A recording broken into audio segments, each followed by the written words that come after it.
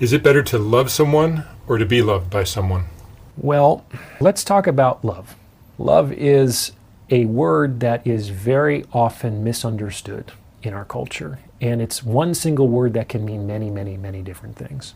And I have examined love extensively through my life. And this is because, just as a little personal side note, love didn't always feel like love when it was communicated to me. In my life, I've been told I love you many, many times by many different people, but only rarely did I love you mean I love you. Often, I love you meant don't leave me, or I love you meant you need to believe me, or I love you meant after all I've done for you. I love you can mean many different things, and only one of them is I love you, okay? So it took me a long time to tease out why love didn't always feel like love when I was growing up. And I've had to look very, very carefully at that emotion. And what I've discovered is that most of the experience of love can go by another name. And what I would like to suggest is that the core of love, the essence of love, is that which has no other name. So for instance, there is everything that has to do with like sexuality and passion and ardor and interest and lust and limerence and all of that. All of that has a name, and you can certainly feel all of those things without feeling love, and you can feel love without those things, because I would say that love is not those things. By the same token, there's a whole cluster of emotions around tenderness and gentleness and kindness and deference and devotion. But I think that you can do those things and not love someone, and you can love someone and not do those things. So again, I think we need to be able to separate love from that as well. And so in this process, I started to look at all the different things that love could be, all the different emotional experiences and cognitive components. And I began to see that most of these things can be and do exist independently of love. But there was only one thing that I found that doesn't have another name. And I think that that has to be the core essence, the core experience of love. It's necessary and sufficient in the sense that if you feel this, you feel love, you don't need anything else. And what I say is that love is the humiliated self exultant. Love is the humiliated self exultant. What love cares about more than anything else is the good of the other. Does that make sense? Now, that means on some level that the lover can't reasonably expect to be in a relationship with the person he or she loves unless that lover decides that that relationship is reasonably the best possible thing for the loved one, which it probably isn't. This is why the romantic hero par excellence is like Rick Blaine in Casablanca, who loves Ilsa and at the end of the movie puts her on a plane with another man because he understands that that's what's best for her and what's best for actually the world and the social movement that he's now participating in again for the first time in years. He loved Elsa, so he surrendered her. He gave her up because that's what was best for her. You can only demand a relationship with a loved one if you are reasonably the best thing for that loved one, which is very unlikely. Humiliated self-exultant is almost like a positive embarrassment. It's almost like, here I am. I've shed all of my armor. I don't care if you think I'm a fool. I don't care if you mock me. I don't care if you spit on me and step on me. I don't care if you give me the crown of thorns. You see where this is going?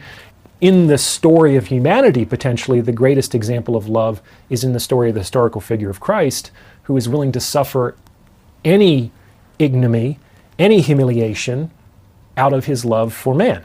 Relationships need things like boundaries and rules and definitions. Love doesn't give a shit about any of that stuff. Love doesn't love where it's allowed. That's ridiculous. Love doesn't need rules to contain it. Relationships need those things, right? So a lot of what people actually traffic with is relationship stuff. Love is hard.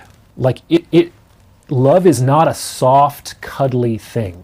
Love is a invitation to self-transcendence. It's an invitation to become more than yourself and to voluntarily make sacrifices for the good of a loved one. That's not a cozy thing. And to actually love, you will be called upon to make those sacrifices. And the larger the sacrifice, the larger the love. So to go back to your question, when people tell me that they want to find love, I think, why? Do you know what love is? Love will destroy you. You will not be the person that you are today when you start to love. You will have to grow up. You will have to think of something more than yourself. Love is not a warm, cozy feeling.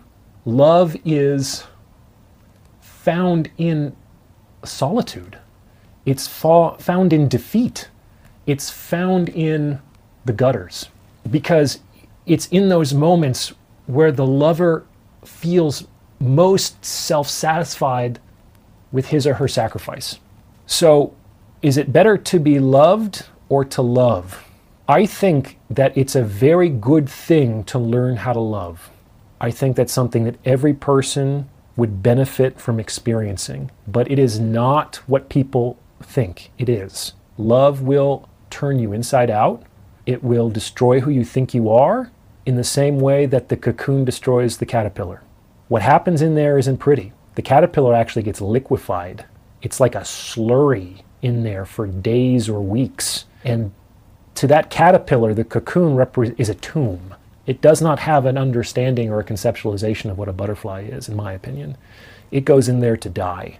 And it goes in there to die without hope, because the caterpillar never emerges.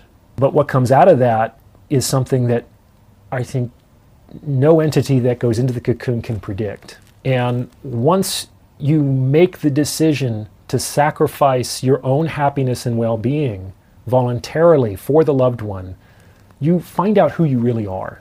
You find out a lot about yourself, because that's when the rubber really hits the road. People can believe all kinds of things about how generous they are, how virtuous they are. It's like, if you love until the relationship ends, did you really love it all? That's a non-rhetorical question. Because if you just love until the end of the relationship, what I would suggest is that you loved the benefit that you accrued from that relationship. The attention, the dates, the cuddles, the sex, the vacations, the escape from loneliness, the opportunity to get your parents off your back about when you're going to get married and have kids. I mean, like, people enter into relationships for all kinds of reasons. Those reasons you just listed are the reasons that that's what people are looking for. Most people, it seems. Yeah. And love is not about wedding cakes and marriages. It's not about Valentine's Day and flowers and candies and chocolates. It's not about that moony limerence where all you can think about in some weird, positive, psychotic obsession, the loved one. Love is grounded. It's like the giving tree, the Shel Silverstein story, where the tree just keeps giving more and more of itself. That's love. And it ends up a stump. But it also ends up a story in the mind of that boy that he will never forget. So on some level, the sacrifice of love will take everything from you, but it will also in some level make you immortal. It will make you immortal in the lives, the minds, and the hearts of the people that you did that for. And that's the surest, it's not a sure thing, but it's the surest way of guaranteeing your existence past your physical life that I think that most people will ever encounter.